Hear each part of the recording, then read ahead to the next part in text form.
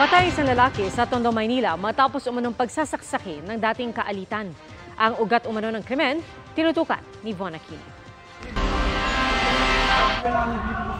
Napatay sa saksak ng kapitbahay si Lodiner Depano sa Santa Fe Street, Tondo, Maynila kahapon na madaling araw.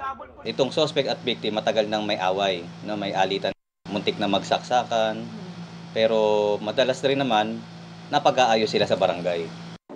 Kwento ng suspect na si Juanito Retuya, napikon siya sa sinabi ng suspect kaya't pinakitaan niya ito ng kutsilyo. In-adjust pa nga niya eh. Sabi siya, ito lang katapat mo. Pinato sa akin, tinamaan ako dito. Ayun na yun, doon na nag-umpisa yung gulo. Tapos? Nasaksak ko siya. Pero batay sa investigasyon ng mga pulis, Yung victim kasi natin, nakita nitong suspect no, na naglalakad doon sa lugar na pinangyarihan.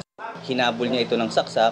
Dumating itong panganay na anak ng biktima at pilit inaagaw yung kutsilyo mula doon sa suspect. At the same time, meron na rin mga tumulong na taong bayan. sa ospital binawian ng buhay si Depano. Si Retuya maharap naman sa reklamong murder. Sana makulong siya. Para sa GMA Integrated News, Von Aquino, nakatutok, 24 oras. Tingin ko may mali doon yung driver. Mga kapuso, manatili nakatutok sa balita anumang oras. Mag-subscribe sa GMA Integrated News sa YouTube.